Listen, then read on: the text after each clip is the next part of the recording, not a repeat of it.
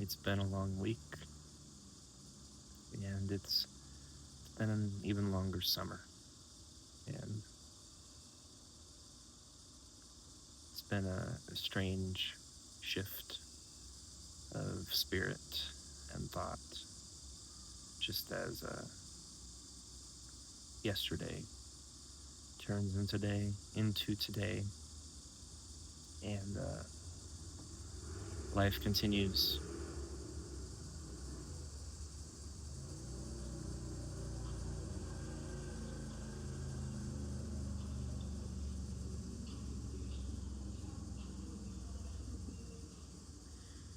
I spent the last 10 weeks working at a summer camp as a head cook, and it's a job that I've done before. I did it 5 summers before, uh, about 6 years ago, and it's an intense job in many ways. And coming back to it 6 years later, I have a lot of thoughts and a lot of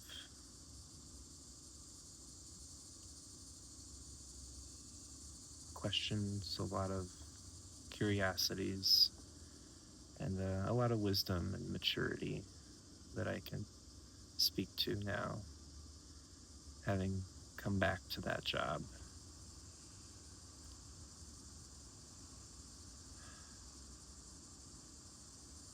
I don't know what's next, and it's nice to have that feeling. Um, at least right now it is. I'm very content in that feeling. I wish I knew what the next thing was, or is, but I don't know. My plans are to go to the East Coast, and I have been looking for a job in that area. Right now, I'm in my hometown after spending a week down in Tennessee. Uh, the job is in my hometown, the summer job, and I and a couple of the summer staff, about 15, went down to the Smoky Mountains and spent a few days there. We hiked, I believe it's called Cliff Top, and it's about 10 miles there and back up to the top, from the bottom up to the top, and then down to the bottom again. So took us about a day just with keeping up with each other, and I took my time. It wasn't a race for me, but I believe we started at about 8 a.m. and we finished around 4. We spent about maybe 30 minutes on top of the mountain looking out at the Appalachians and the Smoky Mountains and just the the vastness of it. And it's really special. It was my 20th national park. After the Smoky Mountains, I went to my 21st national park by myself, which was in Kentucky, Mammoth Cave. And I got the main tour, I guess the most popular tour there. Got the like 45-minute Mammoth Cave tour. It's a big cave. I I loved getting to learn about it. It's one of the biggest in the world, and is very different from the other cave that I had been in before. I think I might have been in a third one as a kid, but I only have like little flashes of memory of that. And so I don't know where it was. I don't know where my family went. Um, but the first cave, uh, second cave, I've also been to Onondaga. Onondaga. I think that's how you pronounce it. Onondaga Cave State Park in Missouri.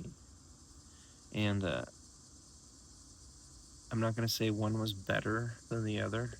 Like, I think Mammoth Cave has its own uniqueness, at least the entrance that I saw. It's a very dry cave compared to the one in Onondaga.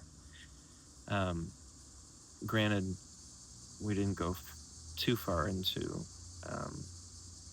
Mammoth, but Onondaga had more activity with its features and its structures. I remember there being specific structures that the water fed actively, and if the water would stop, those features they would crumble and just turn into dust. Um, I don't know what the structures were called, but it's one of those classic cave structures, I guess. Um, Not stalactites, um, but I've seen the picture associated with caves before. Um, so Mammoth Cave was just very dry compared to Onondaga. Um, there were no stalactites from what I saw, whereas the other one had a lot of just wet features, a lot of color, a lot of mineral color deposits. I also remember, um, and I'd I'd really like someone to confirm this for me, because I feel like uh, places always like to say things about themselves that might be true in one sense, but isn't true in another. But I remember going to Onondaga Cave. Um, there were these lily pad rock formations on the water, and it was really beautiful, just with all the colors, with the like the just the water. Um,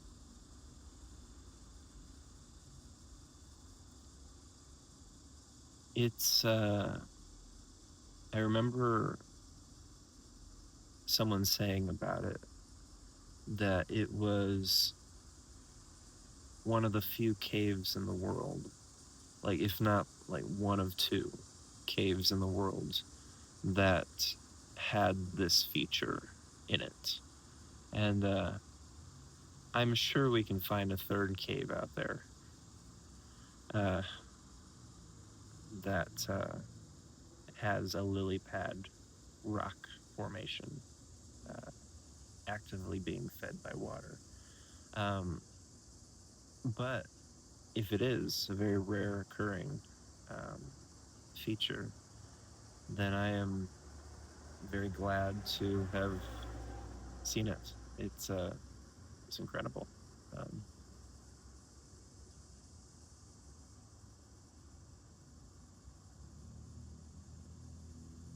yeah, I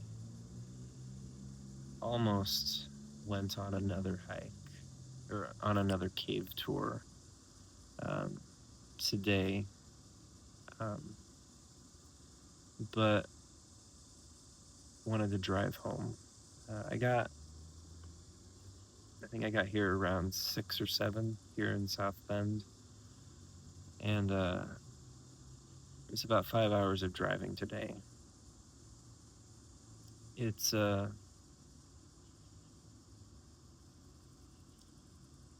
yeah, I'm on the road, still on the road, even being in my hometown. Um, it's a it's a good national park. I don't know. Uh, so it's like one of the world's largest, biggest caves. I believe I heard a few different numbers, but I believe it's around 400 miles of cave. Um, I saw a few placards contradict what was said in a video. So I think there's probably some updated information in one of those. And they just keep finding more and more. They connected it with another cave system at one point, and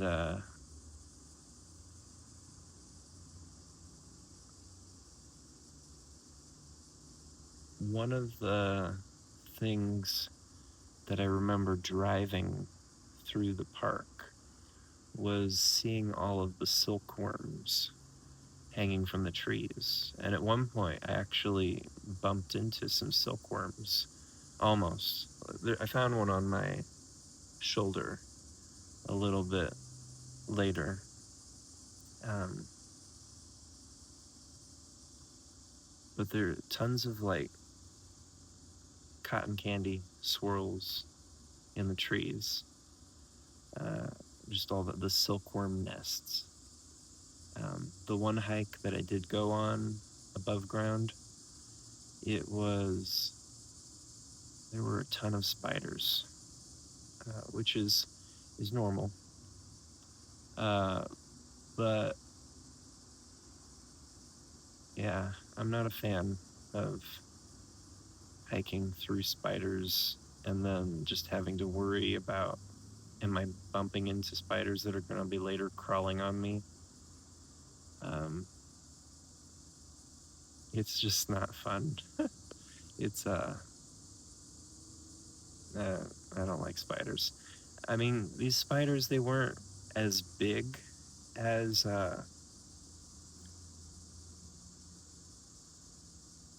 spiders that I've encountered on the hikes up here in Indiana. Um, it wasn't as big as the spider that I found in my car just before this trip. Um, but uh, yeah, I encountered at least a dozen spiders, and so I just waved a stick in front of me along the trail, trying to collect all of the webs.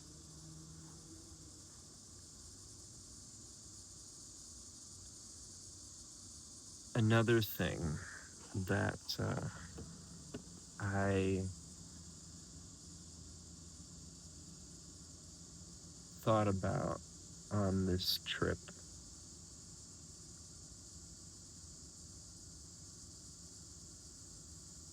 was, I guess, another thing that I thought about at Mammoth Cave is with some of the marshland. I was comparing the marshland with some of the marshland here in Indiana with the remains of uh, the Great Kankakee Marsh.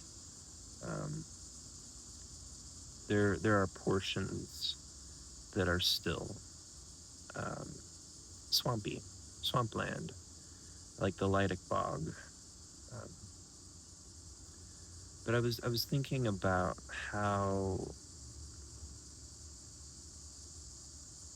similar they are and how different they are, just with the trees. I guess just with the environment. I I can't point to anything very uh, like in particular like different. Um, but it's I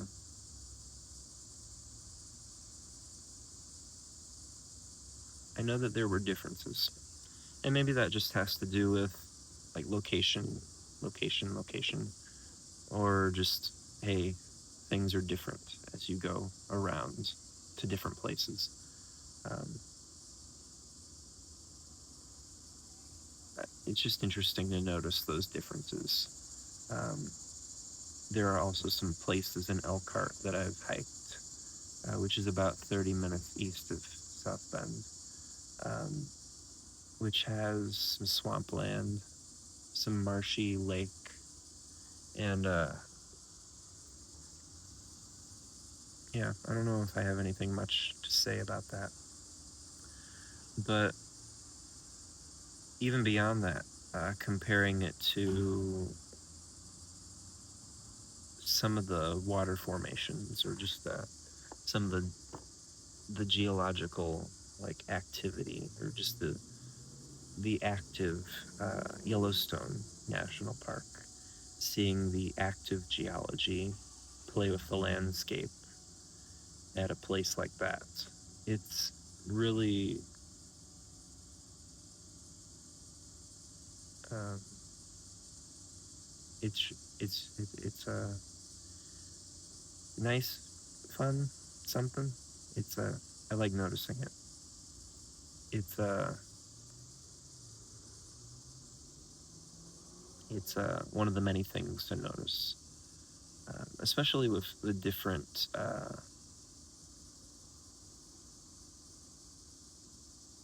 like hot spring features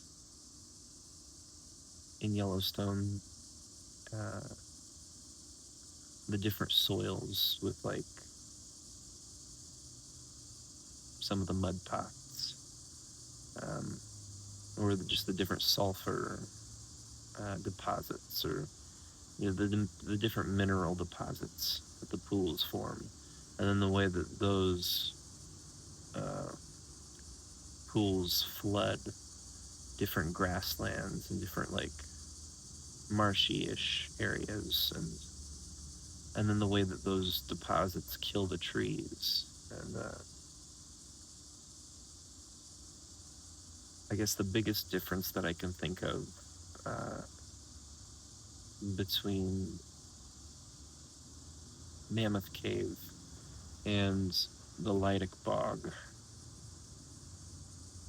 uh, at least it's it was a lot hotter. It got up to 93 degrees yesterday, and it didn't even go much below 80, I think, during the night. And it's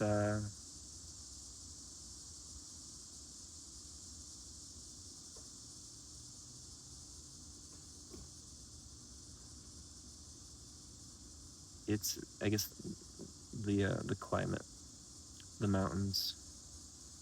Uh, it's not too far from the Appalachians,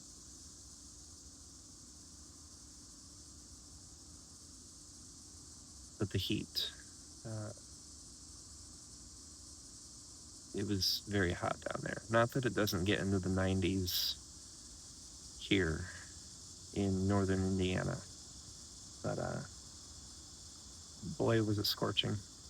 My car immediately got up to the dial um, for the radiator. Uh, like only a few, not even a minute into driving. Um, a couple of other things, I guess, that I noticed beyond that, having spent the first 6 months of this year in the North Cascades, and then climbing some of the mountains in that area. It's interesting to notice the mountain topography, or just the way the elevation changes, the way that the ferns, I think ferns, they have a particular elevation. Uh, Ferns, they also um, can grow in like these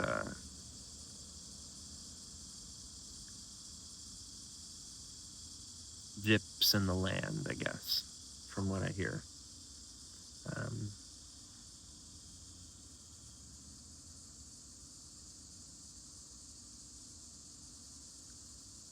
Ferns have an elevation. So I was noticing ferns at a certain elevation when I did the 10-mile hike 2 days ago, 3 days ago, 2 or 3 days ago. And parts of it, and maybe it's just the mountains, maybe it's just the elevation, parts of it reminded me of those mountain hikes in the North Cascades. Maybe some of it was just like the feeling of being out in the wilderness, or just being away from like the infrastructure or just the development. But there's just a feel. The trees were different. There were no Douglas firs, which made me a little sad, I guess, because I love the Douglas firs. They're probably my favorite tree, having spent so much time with the Douglas firs. But they're just huge. These just huge Douglas firs. And then you can drive just through the mountains of the North Cascades, and you just see tons, hundreds, thousands, millions probably of Douglas firs atop the mountains, and they look like little blips, little like paint swatches, and when you're looking at them, wow, those are massive, those are huge. Like, those mountains are like those bigger than I can comprehend. And so it's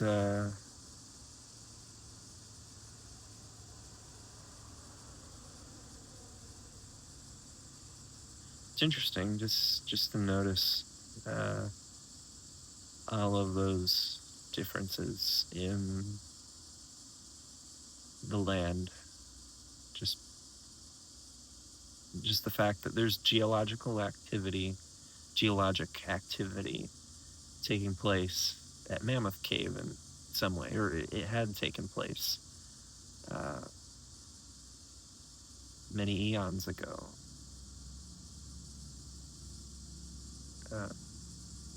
My guess is that there's probably still some sort of geologic activity happening there with the cave.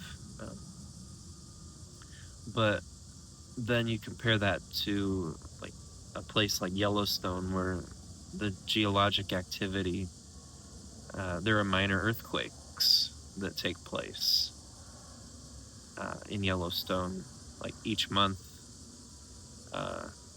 and you get the activity of the hot springs and the mud pots and the different pools, and